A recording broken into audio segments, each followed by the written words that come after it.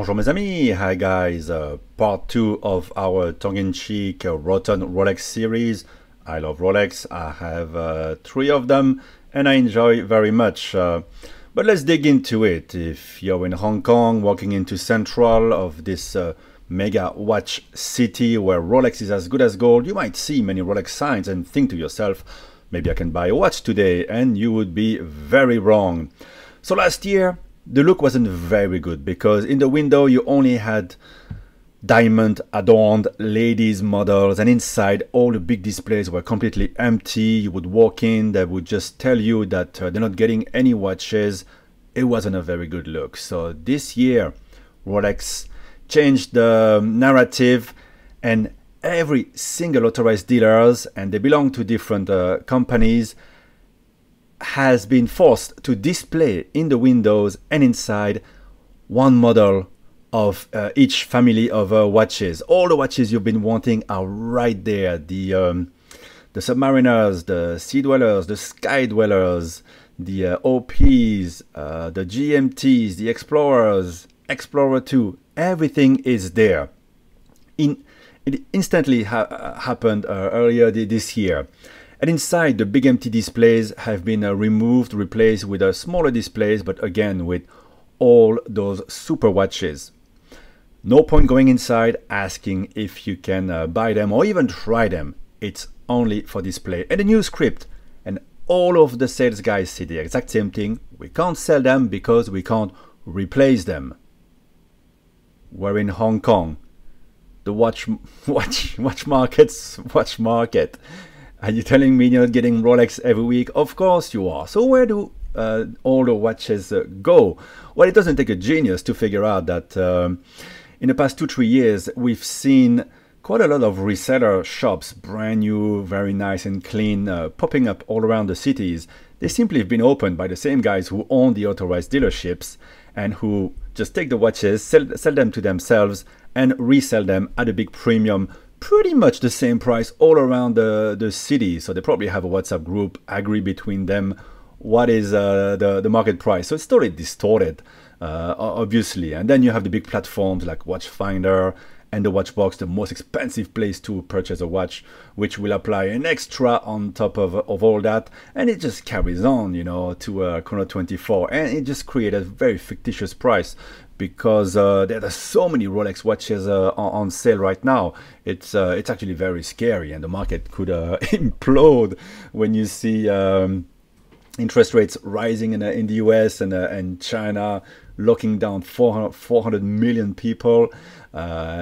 Things could go very nasty very quickly, especially for all those wannabe dealers. I think the long-time dealers, they would weather out the storm, but it's very risky. So tons of watches available around. So tough luck for the guy who's been working hard, want to reward himself with one watch.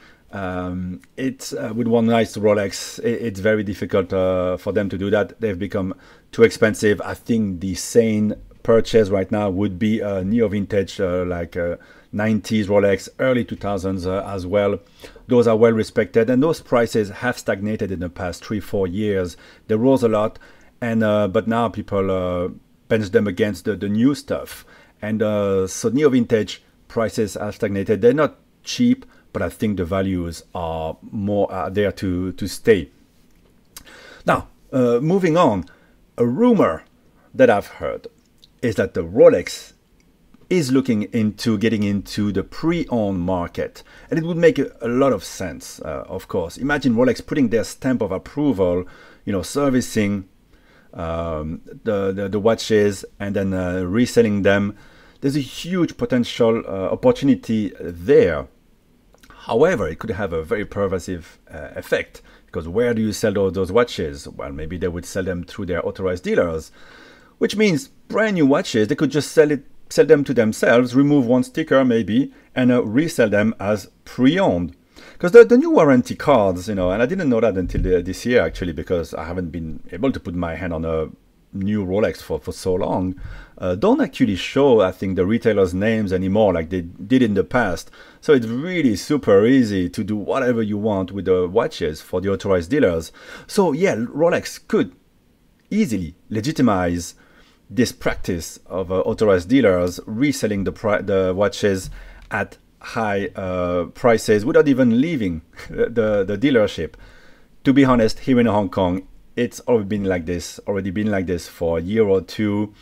Shops like Emperor watches, for example, you can go in and they can sell you the watch at the market prices, whatever they think it is. So right now, if you know the guy a bit, you've bought a couple of watches, you could get that Pepsi, one swipe of the credit card for the retail price, one swipe for maybe twice the retail price on top to pay the premium that they are demanding. So Rolex going into the pre-owned could legitimize this fairly easily for the authorized dealers, but this yeah, I'm getting a bit ahead of myself. We're not there yet, but it would make sense. So let me know in the comments what you think about this idea. What we think about the market, I think we all agree. It's not. I think it's very distorted. But yeah, we'll see what happens with the world economy. But it's been in turmoil for the past two years since COVID started, and yet it's always rebounding. And there's such a big demand from people. There's a lot of support for the market, but maybe at some point people will be tired of going after a watch that actually is extremely common now. I mean, I go out and I see a Batman on every housewife wrist, and it doesn't feel it's not the same. As much as you can enjoy the watch for yourself at home, once you're wearing it outside, you kind of feel self-conscious and a bit too common, and like you're wearing a watch just to show people you've arrived. It's not really the reason why I want to wear my watches. And so maybe Rolex also know that, and they're a bit worried. That's why they don't want to increase the production, because the market could just turn around and people would latch on to something else. People used to buy Panerai, people used to worship IWC. But yeah, the quality of the watches remains there. Anyway, let me know what you think about all this in the comments. This is the end of part 2 of Rotten Rolex from Hong Kong with love. Bye bye, guys.